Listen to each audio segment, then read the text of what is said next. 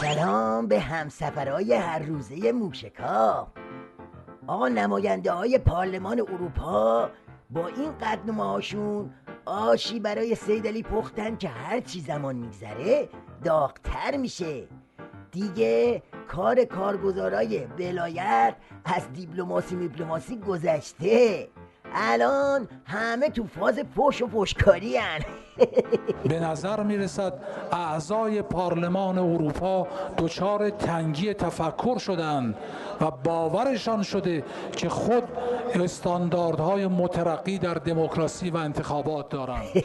تنگی تفکر رو ول کن، تنگی نفس عظما رو بچسب که حتی ظریفشم خنده گل گشادشو گذاشته کنار و افتاده به خیر. پارلمان اروپا در جایگاهی نیست که درباره وضع حقوق بشر اظهار نظر کنه. وزیر خارجه در کمیسیون امنیت ملی و سیاست خارجی مجلس ضمن انتقاد شدید از قطعنامه اخیر ضد ایرانی پارلمان اروپا به فجایع حقوق بشری در قلب اروپا اشاره کرد و گفت ملت ایران به گروه‌هایی که در انتخابات کم رونق پارلمان اروپا رأی آوردن اجازه قضاوت درباره انتخابات با شکوه ایران رو نمیده. اینجاست که رگ عنتری نژادی ظریفم بیرون میزنه. تازه این که چیزی نیست، از این به بعد دیگه چای قند پهلو واسه مهمونای خارجی و چرخوندنشون تو تالار آینه وزارت خارجم منتفیه. رئیس دستگاه دیپلماسی این نکته رو هم یادآور شد که دولت اجازه نمیده هیچ هیئت پارلمانی از اروپا با شروطی که در این قطعنامه اومده به ایران سفر کنن. حالا این شما و این اند قاطعیت دیپلماسی ولایت پارلمان اروپا قطعنامه میده؟ بفرما، اینم جواب ولایت مدارش. به عنوان کمیسیون تخصصی طرحی رو طراحی کردیم و اون الزام اتباع کشورهای عضو اتحادیه اروپا برای انگشتنگاری هنگام ورود به کشور ما. این کاری است که البته اونا از مدتی پیش آغاز کرده بودن، دولت محترم هم برای مقابله بخشنامه کرده بود، منتها الزام قانونی وجود نداشت. ما اینو داریم تبدیل میکنیم به یک الزام قانونی. به این میگن دیپلماسی انگشتی. قراره بسیجی خرکن باشه، اما مشکلش اینه که تاریخ در رفته است. گفتم بسیجی خرکن، یاد شربت مداری افتادم. راستی کجاست؟ حناق گرفته؟ ها.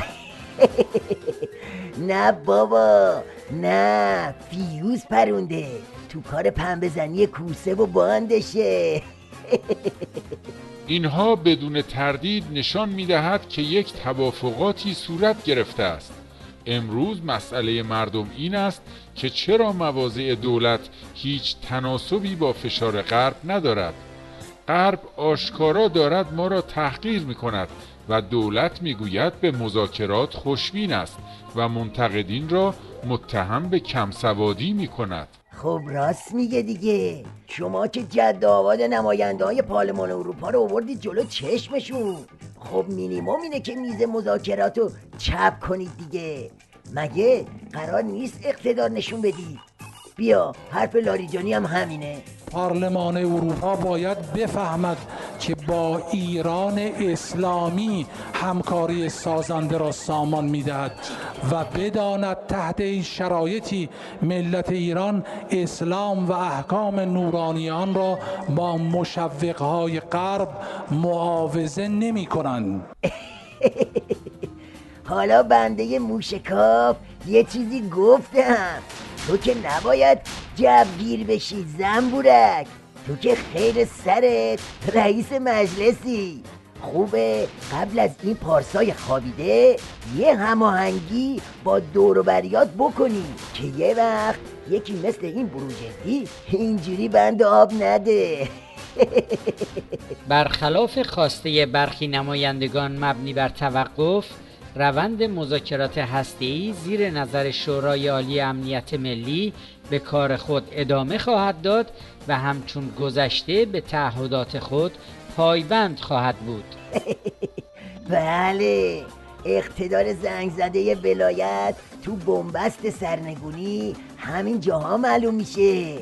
بعد از اون همه دادار و دودور آخرش رسیدن به این که اوزی زهر رو بخور، یالا یالا یالا یالا.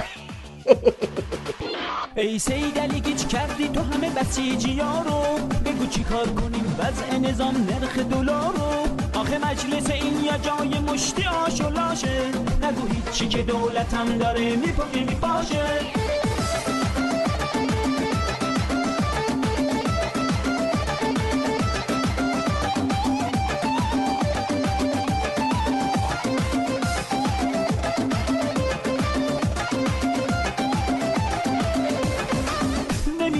خوابی یه لحظه دست و پا همش میلرزه، خاک بر اون سرت بگو چی شده پس اون اتمی ها هسته. انتر بریخته با اون فیس و تریفتش، بری شکن میزنه جلو خانومت حاجی خجسته. یالا یالا بیا ما با هم بزنیم به چاک، سید آزای حدودی هممون رو کردن زیر خاک. یالا یالا بیا ما با هم بزنیم به چاک، سید آزای حدودی هممون رو کردن زیر خاک. بند ناف تو بستی به بشار اسد و ایمان فرستادی وسط همسو بکوب و برو تو خلب، رسیده جونمون به لب. بدبختیم اگه بگیره بالا بالا، حالا شلوخ بروخ شد دوباره اوضا بیخ شد. جون بابات بگو آخه این دفعه کی میخواد بده نظام و نجات.